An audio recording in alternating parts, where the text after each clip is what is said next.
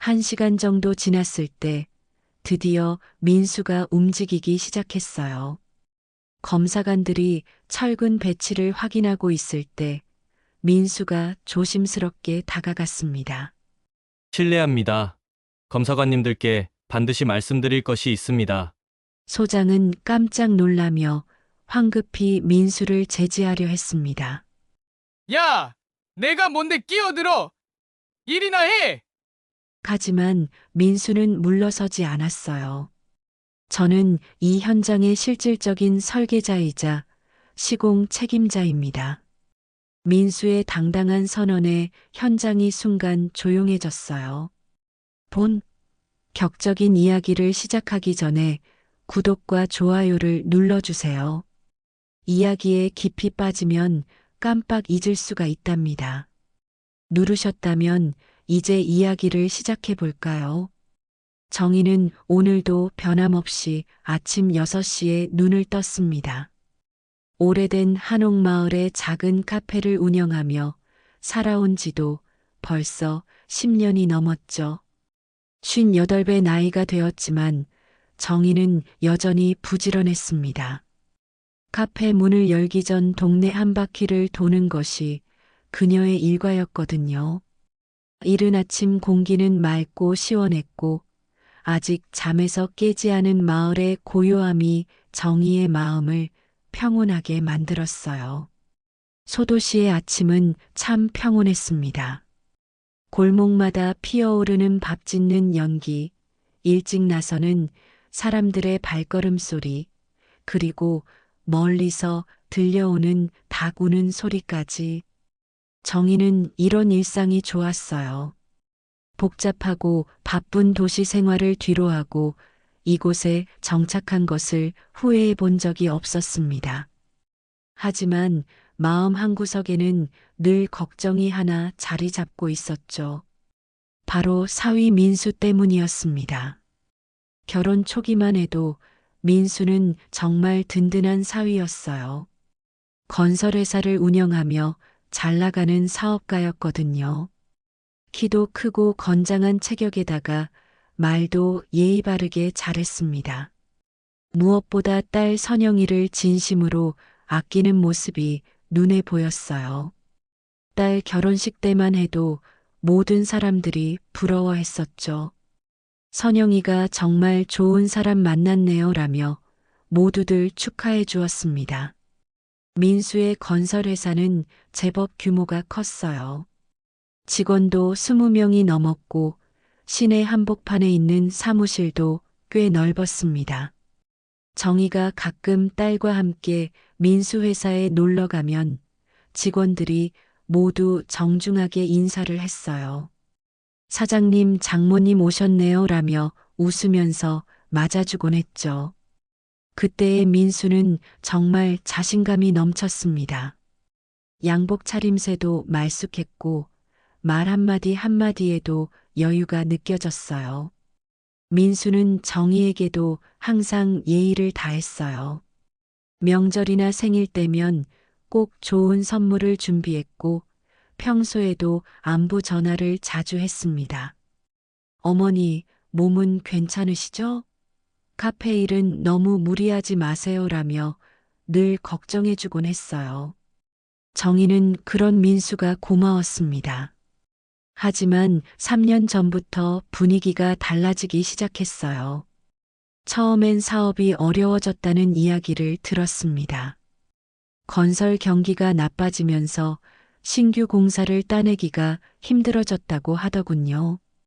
은행에서 대출도 잘 안 해준다며 한숨을 쉬는 모습을 보았어요. 정희는 그저 일시적인 어려움이라고 생각했죠.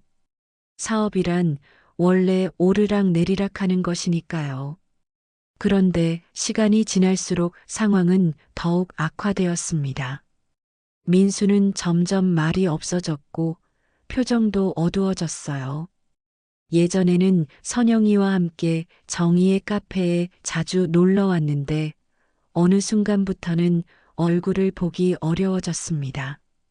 선영이에게 물어봐도 명확한 답을 듣기 어려웠어요.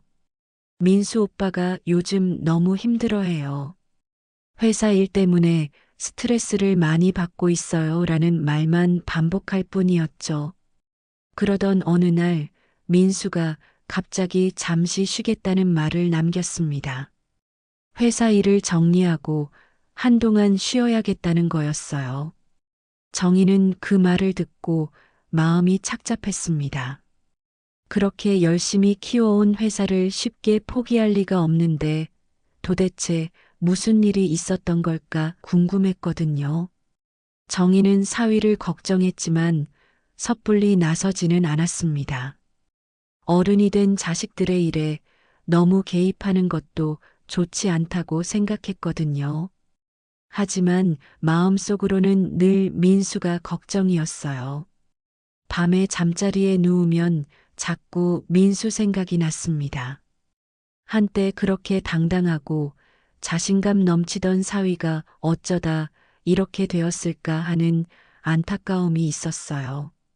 몇 달이 지나도 민수의 상황은 나아지지 않았습니다.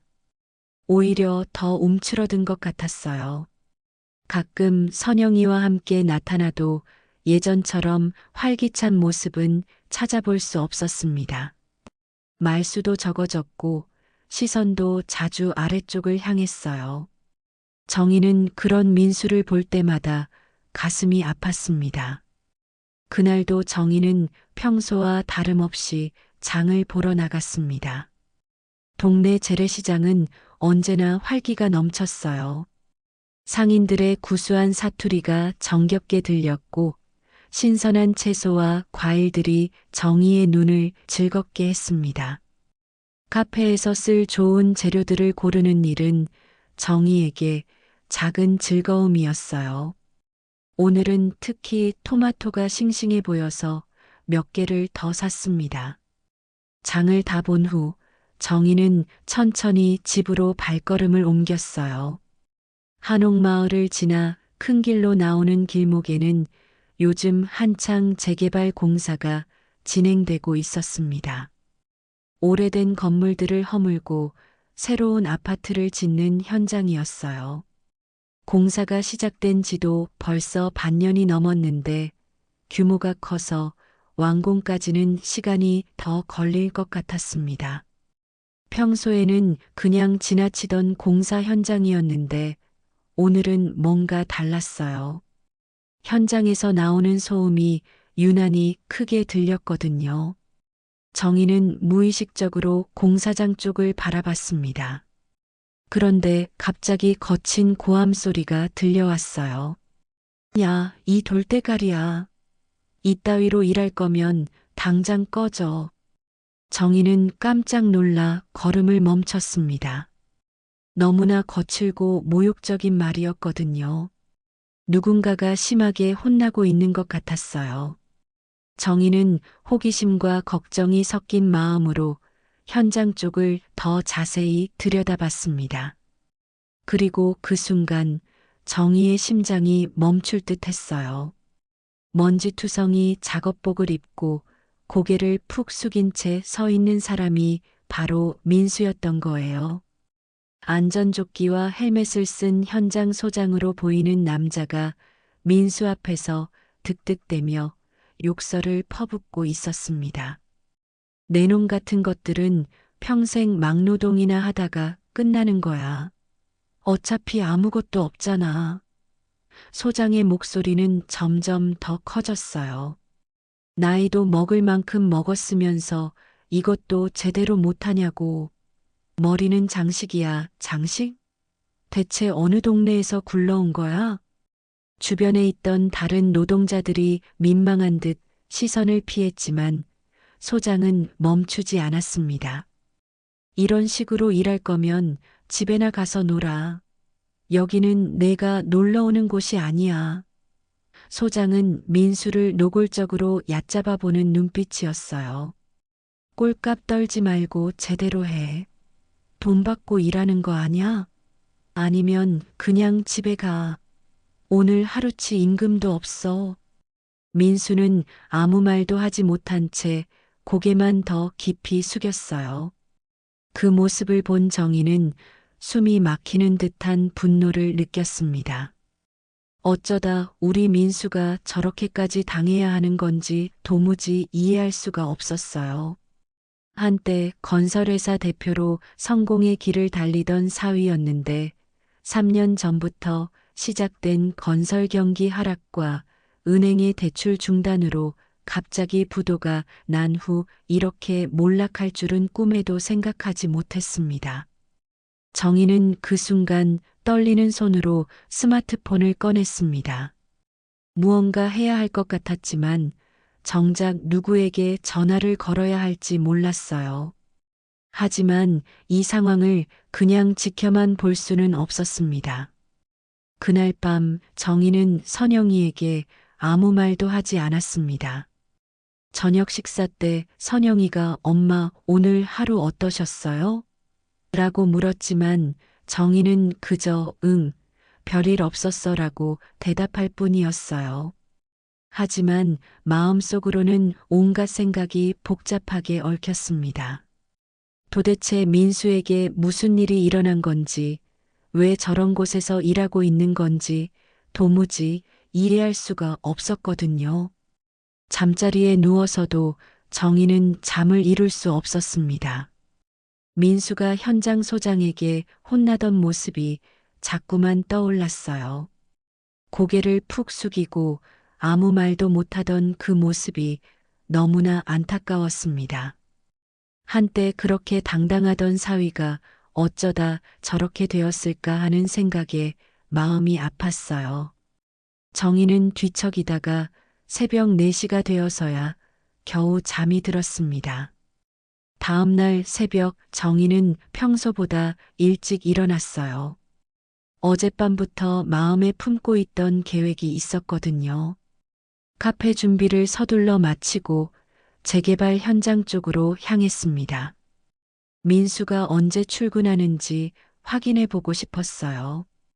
혹시 어제 본 것이 착각이었을지도 모른다는 희미한 기대도 있었습니다. 재개발 현장 근처에는 작은 카페가 하나 있었어요.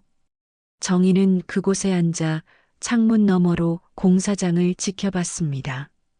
아침 7시 반쯤 되자 작업복을 입은 사람들이 하나둘씩 나타나기 시작했어요. 굴삭기와 덤프트럭들도 움직이기 시작했고 현장은 금세 활기를 띠었습니다. 그리고 8시 정각 정희의 심장이 다시 한번 쿵 내려앉았어요. 낡은 작업복 차림의 민수가 현장 입구로 들어서고 있었던 거예요. 어제 본 것이 착각이 아니었습니다. 민수는 정말로 그곳에서 일하고 있었어요. 안전모를 쓰고 공구함을 들고 다른 노동자들과 함께 걸어가는 모습을 보니 현실감이 확 밀려왔습니다. 정희는 카페에서 나와 조심스럽게 현장 가까이로 다가갔어요. 담장 너머로 민수의 모습을 지켜봤습니다. 민수는 다른 노동자들과 함께 자재를 나르고 있었어요. 무거운 철근을 들고 이곳저곳으로 옮기는 일이었습니다. 햇볕이 뜨거웠는데도 민수는 묵묵히 일했어요.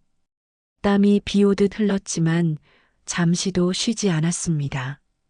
그런데 잠시 후 어제 봤던 그 현장 소장이 나타났어요. 소장은 여전히 거만한 태도로 이곳저곳을 돌아다니며 작업자들을 감시했습니다. 민수가 있는 곳에 다가오자 정희는 긴장했어요. 혹시 또 어제처럼 모욕을 당하는 건 아닐까 싶어서 가슴이 두근거렸습니다. 야, 거기 새로 온 놈. 소장이 민수를 향해 소리쳤어요.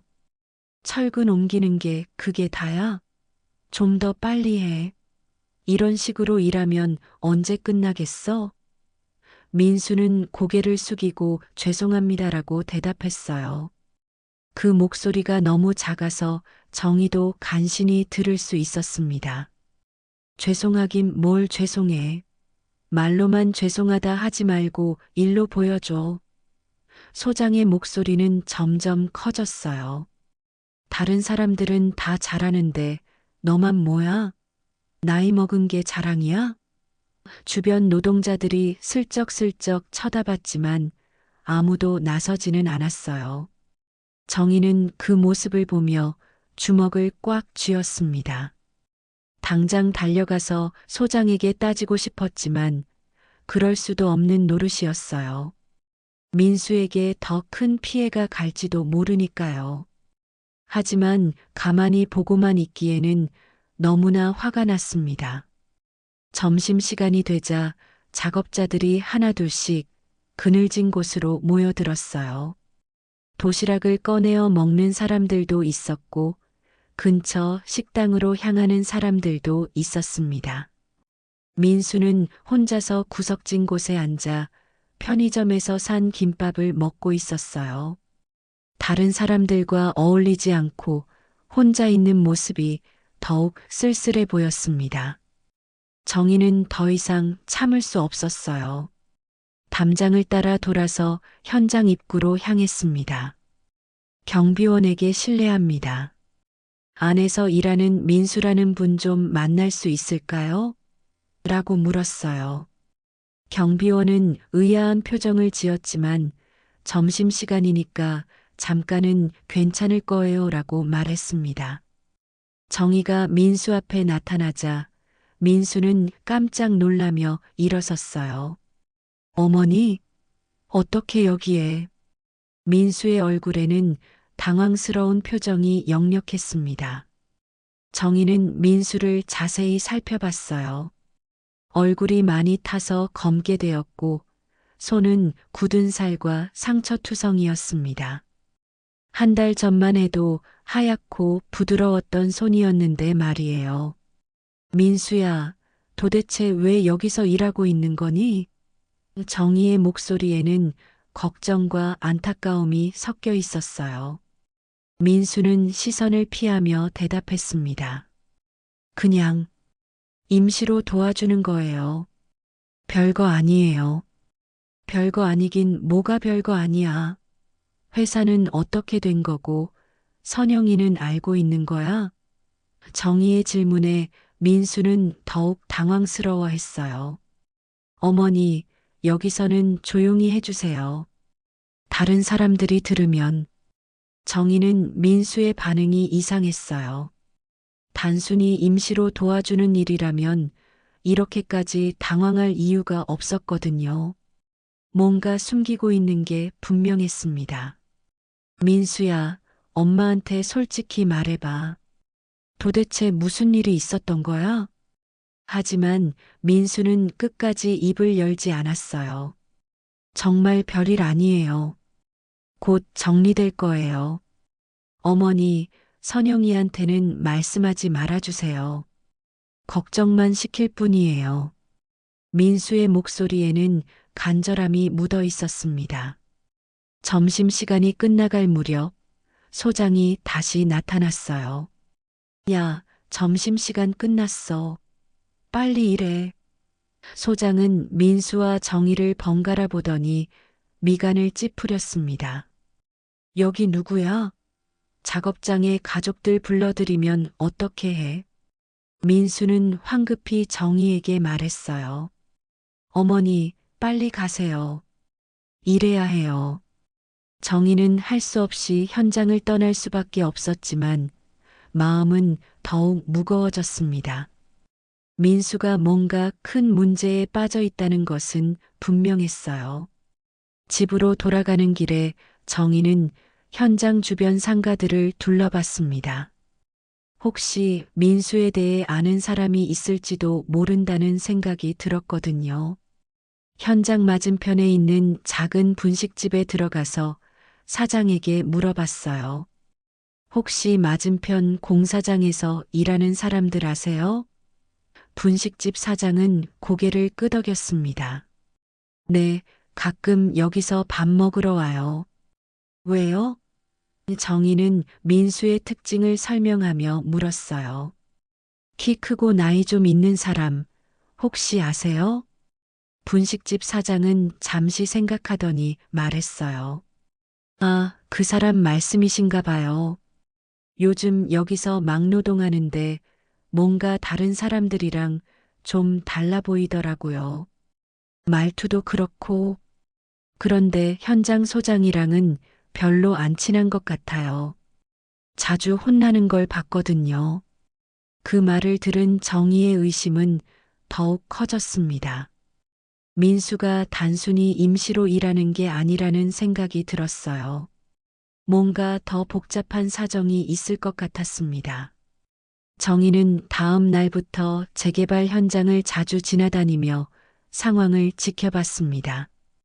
카페를 운영하면서도 틈틈이 현장 근처를 돌아다녔어요. 마치 형사가 된 것처럼 민수의 일거수일투족을 관찰했습니다. 처음에는 단순한 호기심이었지만 시간이 지날수록 뭔가 이상한 점들을 발견하기 시작했어요. 가장 이상한 건 민수의 작업 태도였습니다. 다른 노동자들은 주로 한 가지 일에만 집중했는데 민수는 현장 곳곳을 돌아다니며 여러 가지 일을 했어요. 철근 작업을 하다가도 갑자기 설계도를 들여다보고 자재 더미 앞에서 뭔가를 체크하는 모습도 보였습니다. 일반적인 막노동꾼의 행동과는 거리가 멀었어요. 또 하나 이상한 점은 민수와 소장의 관계였습니다. 소장은 다른 작업자들에게는 그저 무뚝뚝한 정도였는데 유독 민수에게만은 유난히 모욕적이었어요. 마치 개인적인 감정이 있는 것처럼 보였습니다. 야, 거기 있는 놈, 또 딴짓하고 있어? 하루에도 몇 번씩 민수를 향해 소리를 지르곤 했어요. 어느 날 오후 정희는 현장 맞은편 건물 계단에 앉아 망원경처럼 손을 모으고 현장을 지켜보고 있었습니다. 그때 민수가 다른 작업자들과 함께 휴식 시간을 보내는 모습을 봤어요. 그런데 놀라운 일이 벌어졌습니다. 젊은 작업자 한 명이 민수에게 다가와서 뭔가를 물어보더니 민수가 설계도를 펼쳐놓고 자세히 설명해주고 있었어요. 정희는 눈을 비비고 다시 봤습니다. 분명히 민수였어요. 그런데 설명하는 모습이 영락없는 전문가였습니다. 손짓을 해가며 구조물을 가리키고 계산기까지 꺼내서 뭔가를 계산해주고 있었어요. 젊은 작업자는 고개를 끄덕이며 열심히 듣고 있었습니다. 이상해. 막노동꾼이 설계를 알 리가 없는데 정희의 머릿속에 의문이 꼬리를 물고 생겨났습니다. 민수가 예전에 건설회사를 운영했다고 해도 직접 현장 작업을 할 정도로 전문적인 지식이 있었나 싶었거든요. 그날 저녁 정희는 선영이를 카페로 불렀습니다. 더 이상 모른 척할 수 없었어요. 선영아, 엄마가 물어볼 게 있어. 선영이는 평소보다 피곤해 보였습니다. 얼굴도 야위었고 눈 밑에 다크서클도 생겼어요. 민수 오빠 요즘 뭐해? 정희의 직접적인 질문에 선영이는 당황했습니다. 그냥 쉬고 있어요. 새로운 일 알아보고 있고요. 하지만 선영이의 목소리에는 확신이 없었어요. 시선도 자꾸 다른 곳으로 향했습니다.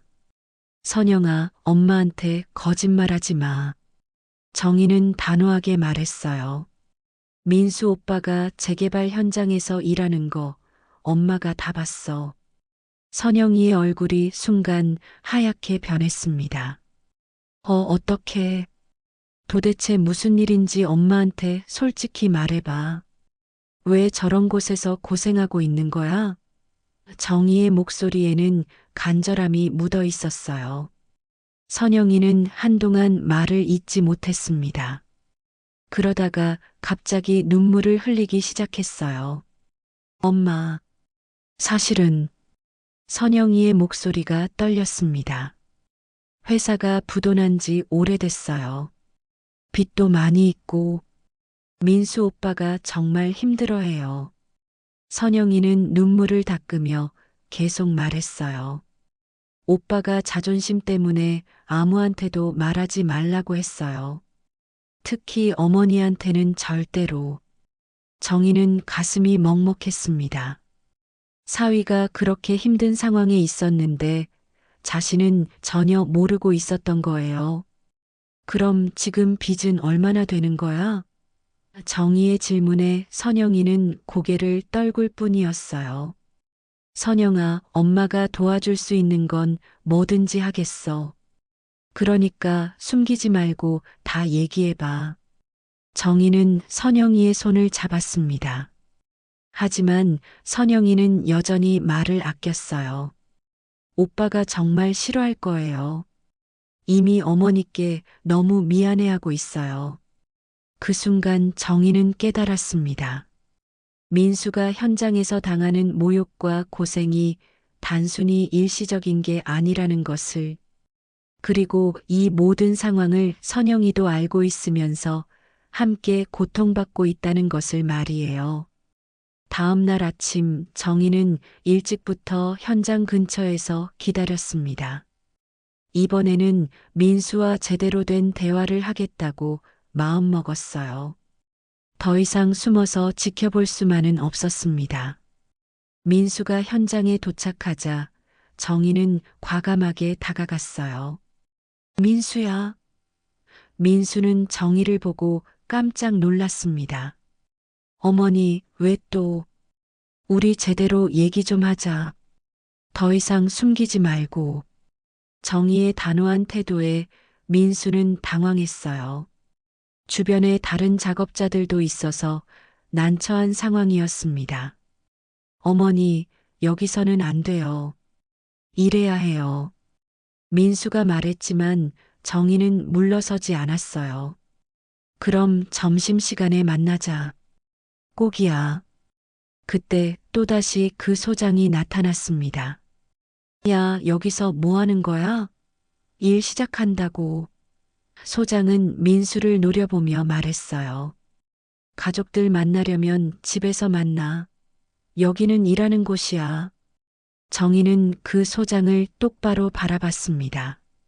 40대 중반쯤 되어 보이는 남자였는데 얼굴에는 오만함이 가득했어요. 실례합니다. 잠깐만 얘기하는 건데 그렇게까지 하실 필요 있나요? 아, 이 아줌마가 뭐야? 여기 현장 책임자가 나야. 내 말이 법이라고. 소장의 목소리가 커졌어요. 당신 아들인지 뭔지는 모르겠지만 일 방해하지 말고 빨리 가. 정희는 화가 치밀어 올랐지만 민수를 생각해서 참았어요. 하지만 소장의 다음 말은 정희의 참을성의 한계를 시험했습니다. 이런 식으로 방해받으면서 일할 거면 당장 나가. 대신할 사람은 얼마든지 있어. 소장은 민수를 향해 손가락질을 했어요. 애초에 나이 먹은 것들은 쓸모가 없다니까. 민수는 고개를 숙이고 죄송합니다라고 말했지만 정희는 더 이상 참을 수 없었습니다. 하지만 이곳에서 소동을 벌이면 민수에게 더 큰 피해가 갈 것 같아서 꾹 참았어요. 민수야, 점심시간에 꼭 만나자. 정희는 마지막으로 당부하고 현장을 떠났습니다. 하지만 마음속으로는 확신했어요. 여기에는 분명히 더 큰 비밀이 숨어 있다고 말이에요. 며칠 후 정희의 카페에 예상치 못한 손님이 찾아왔습니다. 오후 4시쯤이었는데 정장을 차려입은 중년 남성이 조심스럽게 카페 문을 열고 들어왔어요. 정희는 손님인 줄 알고 반갑게 맞으려 했는데 그 남자의 표정이 심각해 보였습니다. 실례합니다. 혹시 정희 사장님이십니까? 그 남자의 정중하지만 긴장된 말투에 정희는 조심스럽게 고개를 끄덕였어요. 저는 태성건설 하청업체에서 일하는 김 과장이라고 합니다. 남자는 명함을 꺼내며 자기소개를 했어요. 명함을 받아든 정희는 뭔가 불길한 예감이 들었습니다. 혹시 민수 씨와 관계가 어떻게 되시는지. 정희는 순간 긴장했습니다. 민수와 관련된 사람이 찾아온 것 같았거든요. 최근에 민수 때문에 마음고생이 심했던 터라 더욱 예민해졌어요. 민수는 제 사위인데요. 무슨 일이시죠? 김 과장은 주변을 둘러보더니 다른 손님들이 없는 것을 확인하고 조용한 목소리로 말했어요. 사실 저희가 민수 씨한테 연락을 취하려고 하는데 연락이 안 되어서요. 예전에 민수 씨 회사와 거래할 때 장모님이 계시다는 얘기를 들어서 찾아왔습니다. 김 과장의 말에 정희는 더욱 궁금해졌어요. 왜 회사와 거래했던 사람이 갑자기 민수를 찾는 걸까 하는 의문이 들었습니다. 도대체 무슨 일인가요? 정희가 물었을 때 김 과장은 잠시 망설이더니 입을 열었습니다. 그의 표정에는 고민이 역력했어요. 실은 민수 씨 회사가 부도나기 전에 저희한테 빌린 돈이 있어서요. 그런데 최근에 이상한 소문을 들었습니다. 어떤 소문요? 정희의 목소리에 떨림이 있었어요. 혹시 민수가 더 큰 빚을 지고 있는 건 아닌지 걱정이 됐습니다. 김 과장은 더욱 조심스럽게 말했습니다. 재개발 현장에서 민수 씨를 봤다는 사람이 있어요. 그런데 그냥 일반 노동자. 다음 날 정희는 이른 아침부터 현장 근처를 배회했어요. 이제 모든 상황을 알게 되었으니 더 이상 가만히 있을 수 없었습니다. 민수가 현장에 도착하기를 기다렸다가 과감하게 다가갔어요. 민수야. 민수는 정희를 보고 깜짝 놀라며 주변을 둘러봤습니다. 어머니, 왜 또? 우리 제대로 얘기 좀 하자. 더 이상 숨기지 말고. 정희의 단호한 태도에 민수는 당황했어요. 주변에 다른 작업자들도 있어서 더욱 난처한 상황이었습니다. 몇몇 작업자들이 호기심 어린 시선으로 이쪽을 바라봤어요. 어머니, 여기서는 안 돼요. 이래야 해요. 민수가 말했지만 정희는 물러서지 않았어요. 그럼 점심시간에 만나자. 꼭이야. 더 이상 피하지 마. 그때 또다시 그 소장이 나타났습니다. 멀리서부터 큰 소리를 내며 다가왔어요. 야, 여기서 뭐 하는 거야? 일 시작한다고. 소장은 민수를 노려보며 말했어요. 가족들 만나려면 집에서 만나. 여기는 일하는 곳이야. 정희는 그 소장을 똑바로 바라봤습니다. 이제 소장의 정체를 알고 나니 더욱 분개했어요. 40대 중반쯤 되어 보이는 남자였는데 얼굴에는 오만함과 비열함이 가득했습니다. 실례합니다. 잠깐만 얘기하는 건데 그렇게까지 하실 필요 있나요? 아, 이 아줌마가 뭐야? 여기 현장 책임자가 나야. 내 말이 법이라고. 소장의 목소리가 더욱 커졌어요. 주변 작업자들이 모두 이쪽을 보기 시작했습니다. 당신 아들인지 뭔지는 모르겠지만 일 방해하지 말고 빨리 가. 정희는 화가 치밀어 올랐지만 민수를 생각해서 꾹 참았어요. 하지만 소장의 다음 말은 정희의 참을성의 한계를 시험했습니다. 이런 식으로 방해받으면서 일할 거면 당장 나가. 대신할 사람은 얼마든지 있어. 소장은 민수를 향해 손가락질을 했어요. 애초에 나이 먹은 것들은 쓸모가 없다니까. 민수는 고개를 깊이 숙이고 죄송합니다라고 말했지만 그 모습이 정희에게는 더욱 가슴 아프게 다가왔어요. 정희는 더 이상 참을 수 없었지만 이곳에서 소동을 벌이면 민수에게 더 큰 피해가 갈 것 같아서 꾹꾹 참았습니다. 민수야, 점심시간에 꼭 만나자. 정희는 마지막으로 당부하고 현장을 떠났습니다. 걸어가면서도 뒤에서 들려오는 소장의 목소리가 귀에 거슬렸어요. 쓸데없는 방해받으니까 일이 늦어지잖아. 정신 차리고 해. 점심시간이 되자 정희는 현장 근처 조용한 카페에서 기다렸어요. 민수가 나타나기까지 한참을 기다려야 했습니다. 다른 작업자들은 벌써 점심을 먹으러 갔는데 민수만 늦게 나왔어요. 아마 소장이 일부러 늦게 보냈을 것 같았습니다. 어머니, 민수가 카페에 들어서며 조심스럽게 말했어요. 얼굴은 땀과 먼지로 더러워져 있었고 옷에서는 시멘트 냄새가 났습니다. 정희는 그런 민수를 보며 마음이 아팠어요. 민수야, 이제 다 알았어. 정희가 바로 본론을 꺼냈어요. 내가 이 현장의 실제 책임자라는 것, 그리고 저 소장이 그걸 알고 일부러 괴롭히고 있다는 것도 다 알아. 민수는 순간 당황했다가 이내 체념한 표정을 지었어요. 선영이가 말한 거죠? 민수의 목소리에는 원망보다는 안도감이 묻어 있었습니다. 어머니, 정말 죄송해요. 이런 모습 보여드려서. 죄송하긴 뭘 죄송해. 왜 이렇게까지 고생하면서 일하는 거야? 정희는 민수의 거친 손을 잡았어요. 굳은 살과 상처로 가득한 손이 예전에 부드러웠던 모습과는 너무 달랐습니다.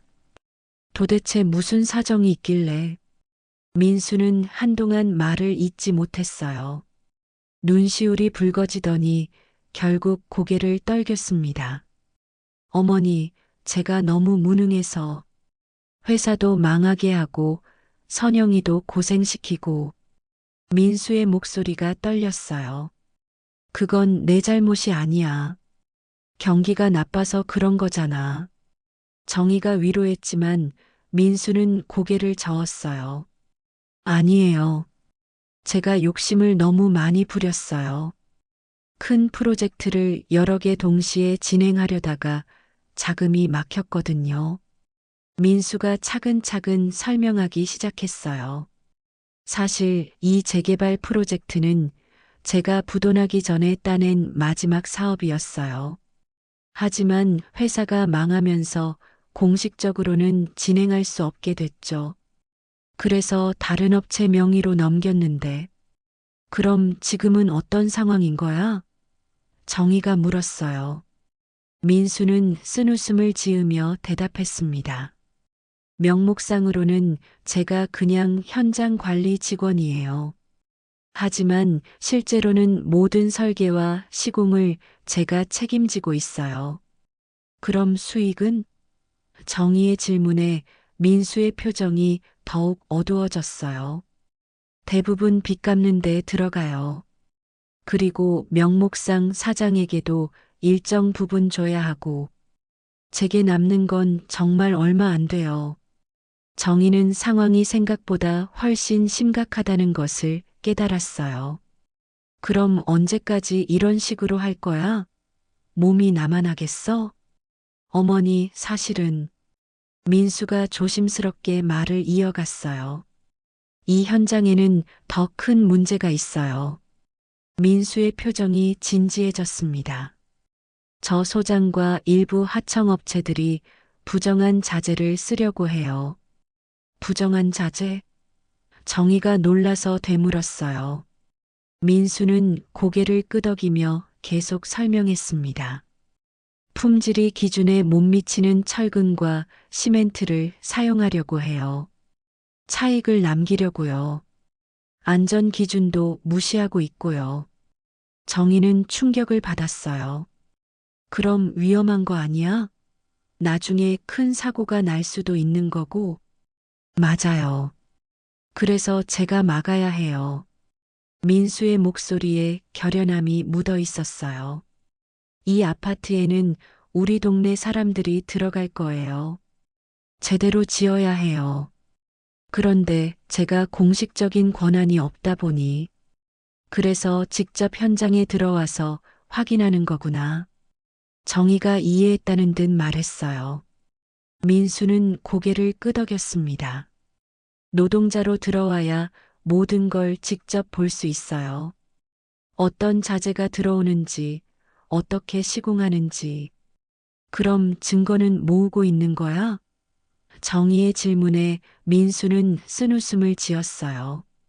모으려고 하는데 쉽지 않아요. 저 소장이 제 정체를 알고 있어서 계속 감시하거든요. 정희는 민수의 이야기를 들으며 복잡한 심정이 들었어요.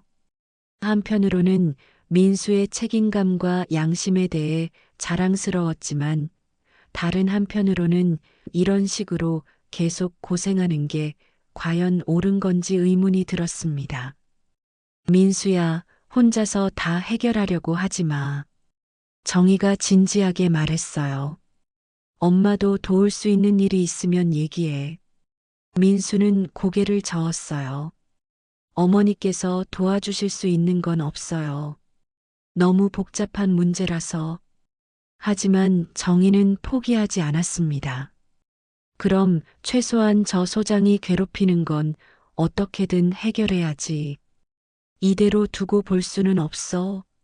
어머니, 괜찮아요. 조금만 더 참으면. 민수가 말했지만 정희는 단호하게 고개를 저었어요. 안 돼. 사람이 사람을 그렇게 대하면 안 되는 거야. 그 순간 정희는 결심했어요. 더 이상 민수 혼자 이 무거운 짐을 지게 할 수는 없었습니다.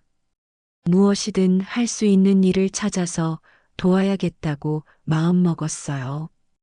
그날 밤 정희는 잠을 이룰 수 없었습니다.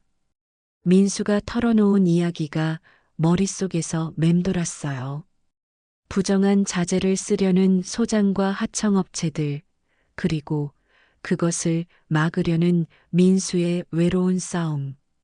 정희는 이불을 뒤척이며 무엇인가 해야 한다는 강박에 시달렸습니다.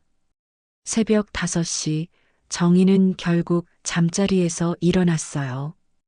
카페 준비를 하면서도 계속 생각에 잠겨 있었습니다. 그러던 중 문득 좋은 아이디어가 떠올랐어요. 현장 근처에서 작은 분식집을 운영하는 박 사장님이 생각난 거예요. 그분이라면 현장 상황을 더 자세히 알고 있을지도 모른다는 생각이 들었습니다. 오전 10시쯤 정희는 분식집을 찾아갔어요. 박 사장은 정희를 반갑게 맞아주었습니다. 어머니, 또 오셨네요. 커피 한 잔 드릴까요? 정희는 고마다고 하며 자리에 앉았어요. 사장님, 혹시 맞은편 공사장 상황 좀 더 자세히 아시나요? 정희가 조심스럽게 물었어요. 박 사장은 잠시 생각하더니 고개를 끄덕였습니다. 아, 요즘 뭔가 이상하더라고요. 자재 트럭들이 밤에 몰래 들어오는 것도 봤고. 밤에요? 정희가 놀라서 되물었어요. 박 사장은 창문을 가리키며 말했습니다. 저기 보이죠? 제가 늦게까지 일하다 보니까 다 보여요. 며칠 전부터 밤 11시쯤에 트럭이 와서 자재를 내리더라고요. 보통은 낮에 하는데 말이에요. 정희의 심장이 빨리 뛰기 시작했어요. 혹시 민수가 말했던 부정한 자재들이 밤에 들어오는 건 아닐까 하는 생각이 들었거든요. 혹시 어떤 자재인지 보셨나요? 철근이랑 시멘트 포대들이었어요. 그런데 이상한 게 박 사장이 목소리를 낮췄어요. 낮에 보던 자재랑 포장이 달라 보이더라고요. 제가 이 일을 오래 해서 눈에 익거든요. 정희는 이것이 중요한 단서라는 것을 직감했어요. 혹시 사진 같은 건? 아, 그건 못 찍었어요. 하지만 오늘 밤에도 올 것 같은데요. 어제 소장이 전화로 오늘 밤 일정대로 진행하라고 하는 걸 들었거든요.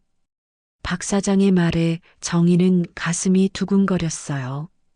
정희는 급히 카페로 돌아가서 민수에게 전화를 걸었습니다. 하지만 현장에서 일하는 중이라 전화를 받을 수 없었어요. 할 수 없이 문자 메시지를 보냈습니다.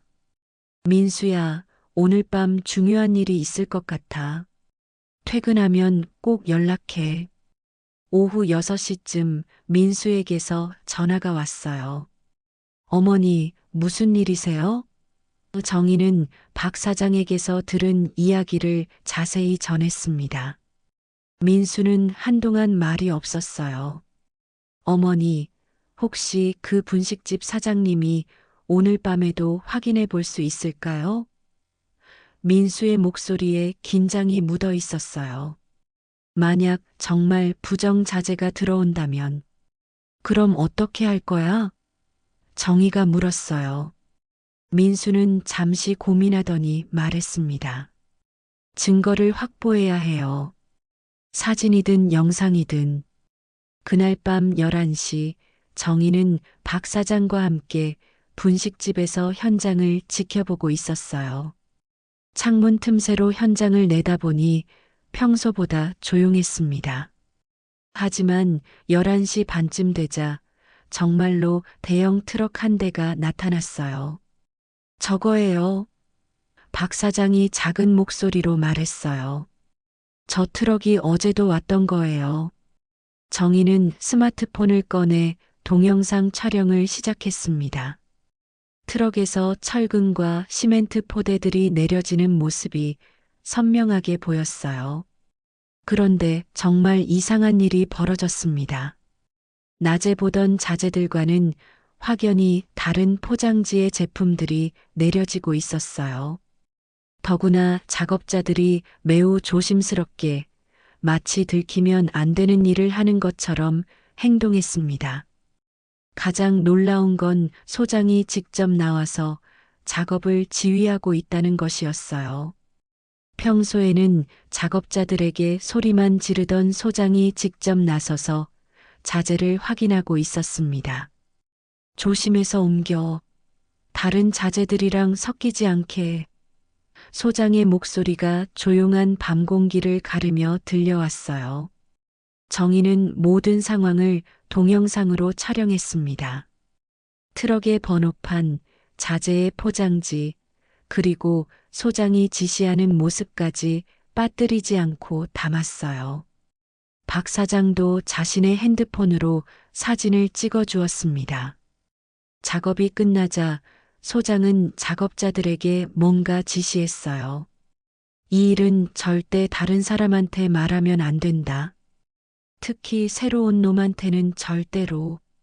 소장이 말하는 새로운 놈이 민수를 가리키는 것 같았어요. 다음 날 아침 정희는 일찍부터 민수를 기다렸습니다. 민수가 현장에 도착하자마자 다가가서 어젯밤 촬영한 동영상을 보여줬어요. 민수는 영상을 보더니 얼굴이 굳어졌습니다. 역시 그랬군요. 민수가 작은 목소리로 중얼거렸어요. 어머니, 이 영상 정말 중요해요. 결정적 증거가 될 수 있어요. 그럼 이제 어떻게 할 거야? 정희가 물었어요. 민수는 잠시 생각하더니 말했습니다. 일단 이 영상을 안전한 곳에 보관하고 더 많은 증거를 모아야 해요.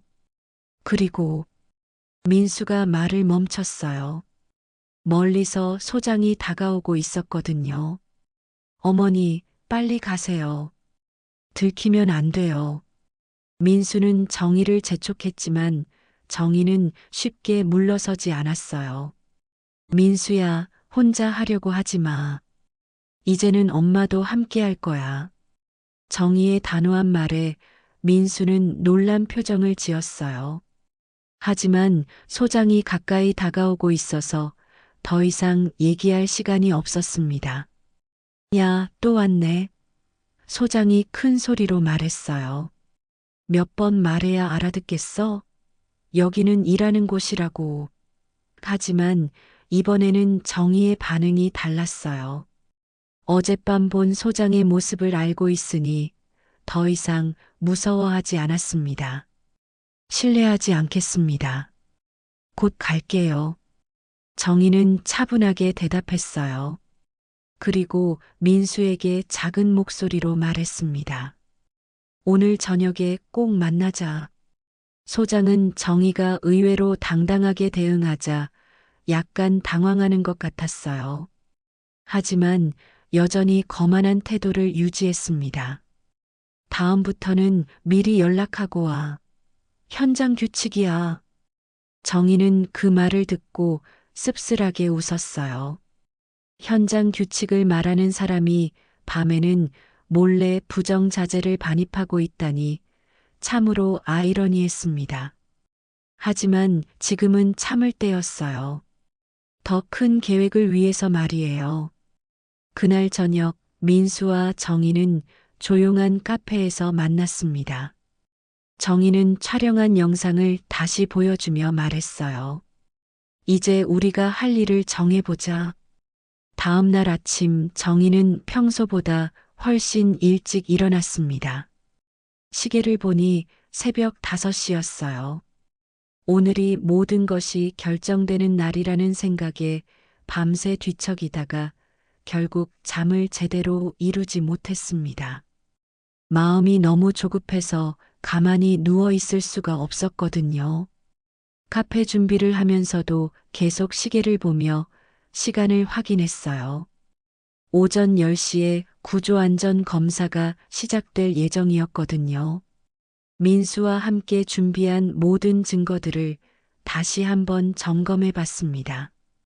동영상 파일들, 사진들, 녹음 파일들까지 모든 것이 완벽하게 준비되어 있었지만 여전히 불안했어요. 아침 8시 반쯤 정희는 현장 근처로 향했어요. 분식집 박 사장도 이미 나와서 기다리고 있었습니다. 정희 씨, 오늘 드디어 결전의 날이네요. 준비 다 됐죠? 박 사장의 목소리에도 긴장감이 역력했어요. 두 사람은 현장을 내려다볼 수 있는 자리에서 상황을 지켜봤어요. 현장에는 평소보다 훨씬 많은 사람들이 모여 있었습니다. 시청에서 온 검사관들, 현장 관계자들, 그리고 긴장한 표정의 작업자들까지 모두들 중요한 검사가 시작되기를 기다리고 있었어요. 소장은 여느 때보다 더 바쁘게 돌아다니며 이것저것 지시하고 있었습니다. 자재 정리 제대로 했어? 검사받을 구역 깨끗하게 치웠지? 평소의 거만한 모습과는 달리 초조해하는 기색이 역력했어요. 그때 민수가 나타났습니다. 평소와 다르게 깔끔하게 면도를 하고 작업복도 새 것으로 갈아입었어요. 하지만 여전히 일반 작업자의 모습이었습니다. 민수는 정희가 있는 쪽을 올려다보며 작게 고개를 끄덕였어요. 그 눈빛에는 결연함이 가득했습니다. 오전 10시 정각, 3명의 검사관이 헬멧을 쓰고 현장으로 들어섰습니다. 소장은 비굴할 정도로 굽신거리며 검사관들을 맞았어요. 안녕하십니까? 모든 준비가 완료되었습니다. 검사가 시작되자 소장은 검사관들을 의도적으로 특정 구역으로만 안내했어요. 부정자재가 사용된 곳을 교묘하게 피해서 돌아다니는 것이 훤히 보였습니다. 정희는 그 모습을 보며 분개했어요.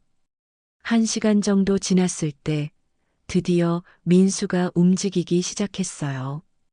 검사관들이 철근 배치를 확인하고 있을 때 민수가 조심스럽게 다가갔습니다. 실례합니다. 검사관님들께 반드시 말씀드릴 것이 있습니다. 소장은 깜짝 놀라며 황급히 민수를 제지하려 했습니다. 야, 내가 뭔데 끼어들어. 일이나 해.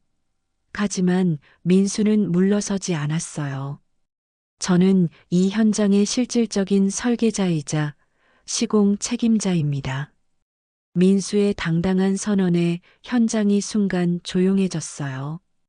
검사관님들께서 반드시 확인하셔야 할 심각한 문제가 있어요. 검사관들이 민수를 주목하기 시작했어요. 설계자라고 하셨는데 현장 책임자는 저분 아닌가요? 검사관이 당황한 소장을 가리키며 물었어요. 민수는 깊게 숨을 들이마시고 설명했습니다. 명목상으로는 그렇습니다. 하지만 실제 설계와 시공은 제가 담당하고 있어요. 그리고 이 현장에서 매우 심각한 부정이 일어나고 있습니다. 지난 며칠간 밤에 몰래 반입된 부정 자재들이 사용되고 있어요. 안전 기준에 미달하는 철근과 시멘트가 건물 곳곳에 쓰이고 있습니다. 민수의 목소리는 확신에 차 있었어요. 바로 그때 정의가 나타났습니다. 손에는 두툼한 서류 봉투를 들고 있었어요. 검사관님들, 이것이 바로 그 결정적인 증거입니다. 정의는 검사관들에게 다가가며 스마트폰을 꺼냈어요. 이 영상은 며칠 전 밤에 직접 촬영한 겁니다. 공식 납품업체와 전혀 다른 곳에서 자재가 몰래 반입되는 모습이에요. 영상 속에는 밤늦은 시간에 트럭이 와서 의심스러운 자재들을 내리는 모습이 선명하게 담겨 있었어요. 소장이 직접 나와서 작업을 지휘하는 모습까지 말이에요. 소장은 완전히 당황해서 어쩔 줄 몰라 했어요. 이건 조작된 거예요. 이 사람들이 우리를 모함하려고. 하지만 영상이 너무나 생생하고 명확했어요. 정의는 차근차근 다른 증거들도 제시했습니다. 작업자들의 증언 녹음, 계약서 사진들, 그리고 어젯밤 증거 인멸 현장까지 모든 것이 체계적으로 정리되어 있었어요. 검사관들은 즉시 현장 전체를 다시 점검하기 시작했어요. 이번에는 민수가 직접 안내했습니다. 부정 자재가 사용된 곳들을 하나씩 꼼꼼히 확인했어요. 결과는 예상대로였습니다. 이것은 매우 심각한 문제입니다. 수석 검사관이 엄숙하게 말했어요. 즉시 공사를 전면 중단하고 관련 기관에 신고하겠습니다. 소장은 그 자리에서 주저앉다시피 했어요. 현장 곳곳에서 작업자들이 박수를 치기 시작했습니다. 그들도 부정을 알고 있었지만 어쩔 수 없었던 상황이었거든요. 이제야 진실이 밝혀진 것에 모두들 안도하고 있었어요. 몇 시간 후 소장은 경찰에 연행되었고 관련 업체들도 수사 대상이 되었습니다. 민수는 마침내 당당하게 자신의 정체를 밝혔어요. 저는 이 재개발 프로젝트의 원래 설계자였습니다. 주민들의 안전을 위해 현장을 지켜온 것입니다. 며칠 후 시청에서 민수에게 정식으로 공사 재개를 맡아달라고 요청했어요. 부정을 고발한 용기와 전문성을 인정받은 결과였습니다. 몇 달 후 재개발이 끝난 새 거리에는 정의의 카페가 이전에 문을 열었어요. 민수는 공식적으로 회사를 재건했고 선영이와의 관계도 완전히 회복되었습니다. 어느 따뜻한 오후 정의는 카페 창가에 앉아 밖을 내다봤습니다. 새로 지어진 아파트들이 햇빛을 받아 반짝이고 있었어요. 민수가 선영이와 함께 들어왔을 때 정의는 따뜻하게 웃으며 말했어요. 가족이니까 당연한 거지. 앞으로는 무슨 일이 있어도 혼자 해결하려고 하지 마. 그날 현장 앞에서 보았던 먼지투성이 사위의 뒷모습을 떠올리며 정의는 마음속으로 다짐했습니다. 사람은 겉으로만 보고 판단하면 안 되는 거구나.